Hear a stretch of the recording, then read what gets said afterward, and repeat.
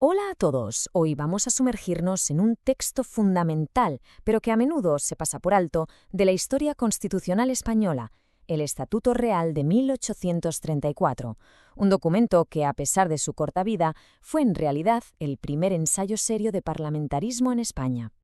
Para entenderlo bien, vamos a seguir este recorrido. Empezaremos por la crisis que le dio origen, lo analizaremos por dentro, veremos por qué fracasó y finalmente qué legado nos dejó. Todo arranca en 1833. Nos situamos ahí, muere el rey Fernando VII. Su muerte no solo deja un vacío de poder, sino que directamente prende la mecha de un conflicto que va a marcar las siguientes décadas de la historia de España.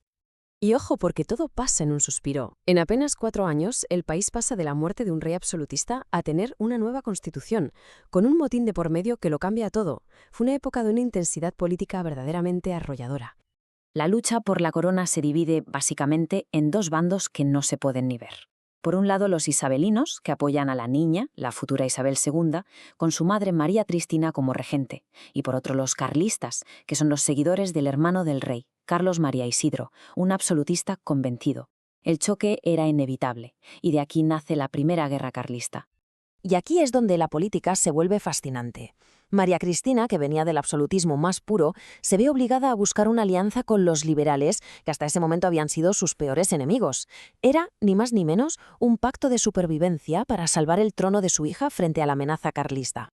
¿Y de esa alianza tan extraña qué sale? Pues precisamente el Estatuto Real, un texto constitucional, si lo podemos llamar así, que redacta un liberal moderado, Francisco Martínez de la Rosa. Estaba pensado como una solución de compromiso, un punto intermedio para una España que estaba en plena transición. Y aquí tenemos que parar en un concepto clave, uno de esos que hay que tener clarísimos.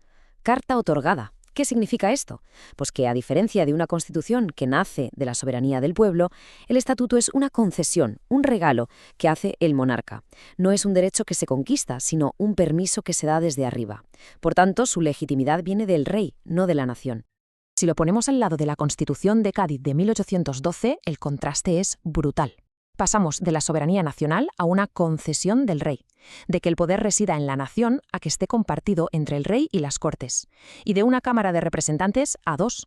Vamos, que fue un frenazo en seco al liberalismo más radical, para girar hacia un modelo mucho más conservador. Vale, ya tenemos el contexto. Ahora, vamos a abrir este estatuto y a ver qué nos encontramos dentro. Sus características lo dicen todo. Primero, lo que ya hemos dicho, es una carta otorgada. Segundo, es muy breve. Solo 50 artículos, y es incompleto a propósito. No se mete en jardines como una declaración de derechos, por ejemplo. Y tercero, es flexible. No tenía un procedimiento de reforma complicado. Estaba casi pensado para poder ir adaptándolo sobre la marcha. Sus principios buscaban un equilibrio muy delicado. La soberanía era compartida entre el rey y las Cortes. Había colaboración de poderes, no una separación estricta como en otros modelos.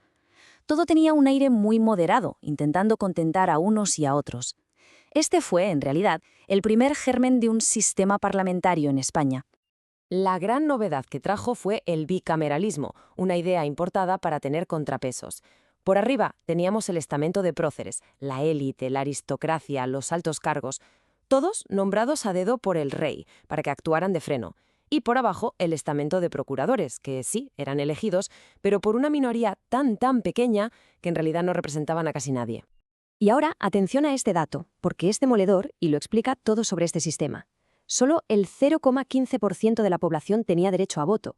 Estamos hablando de un sufragio censitario increíblemente elitista, diseñado para que el poder político se quedara en manos de unos pocos, de una minoría muy conservadora. ¿Y qué pasaba con el rey? Pues curiosamente, el texto no le dedica un título específico, pero su figura seguía siendo el centro de todo. Mantenía la titularidad del Poder Ejecutivo, aunque la novedad es que ahora tenía que compartir su ejercicio con otros órganos, como el gobierno. Es un cambio sutil, pero muy importante si lo comparamos con el antiguo régimen. Pero claro, este sistema tan de compromiso, tan de equilibrio, era en realidad un castillo de naipes. Vamos a ver ahora por qué este pacto moderado estaba, desde el principio, condenado al fracaso. Los liberales progresistas nunca lo aceptaron. Para ellos era una traición en toda regla, que el poder venía de una concesión del rey y no de la nación, un texto que ni siquiera se molestaba en incluir una declaración de derechos, y encima una cámara de aristócratas para controlar al pueblo era inaceptable. Y el descontento, claro, no tardó en salir a la calle. La inestabilidad política fue creciendo sin parar. Primero, con conspiraciones secretas como la de la Isabelina en 1834. Luego, con una inestabilidad parlamentaria brutal que llevó a disolver las Cortes en 1836.